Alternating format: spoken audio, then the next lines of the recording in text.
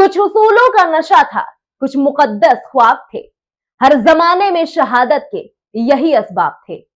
एक बार फिर दहशतगर्दों से देश की रक्षा करते करते भारत माता के जवान सपूत शहीद हो गए। इन्हीं जवानों में से एक थे आगरा के शुभम गुप्ता भी, जो मां भारती की रक्षा करने का संकल्प लिए अपनी मां से किए वादे को पूरा ना कर सके। जिस बेटे की शादी की तैयारियों से पूरे घर में चहल पहल थी, आज वहां मातम का सन्नाटा पसरा है। जिस आंगन से बेटे की बारात निकलने वाली थी, आज वो सूना पड़ चुका है। जिस घर में कुछ ही दिन बाद शहनाइयां बजने वाली थी, वहां आज दिल चीर देने वाली चीखें गूंज रही हैं। नमस्कार, मैं हूं अर्जिता और आप देख रहे हैं जन आदर्श भारत।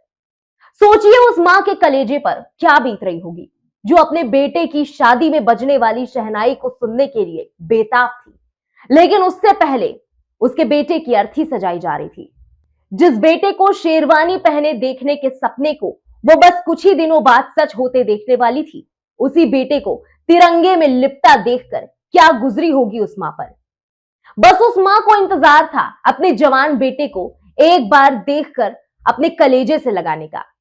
लेकिन यह सब छोड़िए जनाब, क्योंकि ऐसे गमगीन माहौल में जब बात सियासत की आ जाती है, तो सांत्वना देने के बजाय मुआवजे का चेक देते हुए फोटो खिंचाना शायद ज्यादा जरूरी हो जाता है।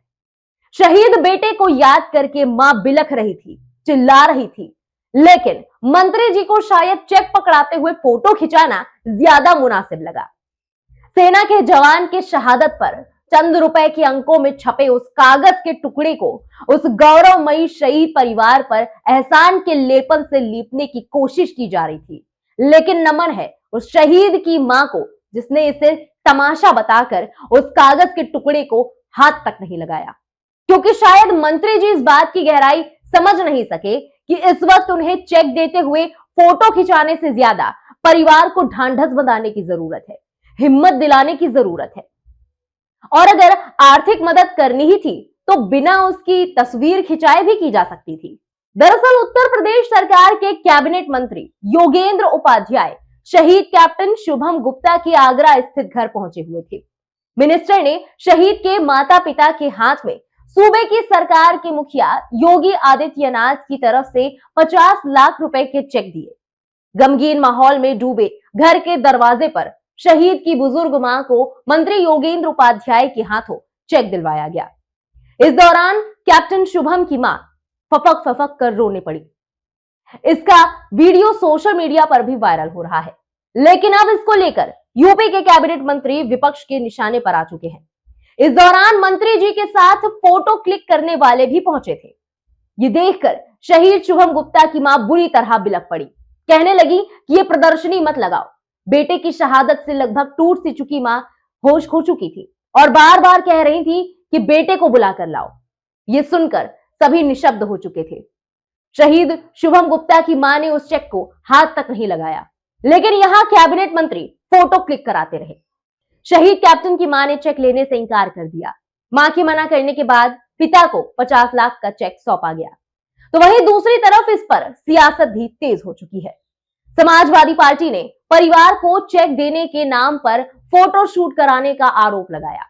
सोशल मीडिया प्लेटफॉर्म एक्स पर सपा की आधिकारिक पोस्ट में कहा गया कि मंत्री जी शहीद के परिवार को अपमानित करने के लिए माफी मांगे।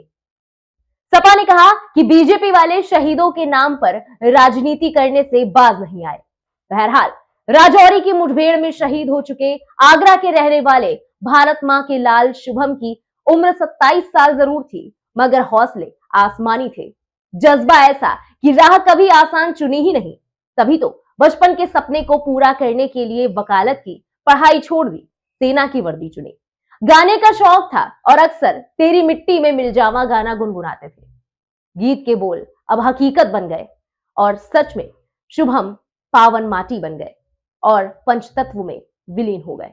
लेकिन पीछे छोड़ गए अपना रोता बिलखता बेटे की शहादत से टूट चुका गमगीन परिवार और जोड़ गए अपना नाम मां भारती की रक्षा करते करते उसी की गोद में समा चुके वीरों की फहरिस्त में अपना भी नाम। इस खास रिपोर्ट में बस इतना ही।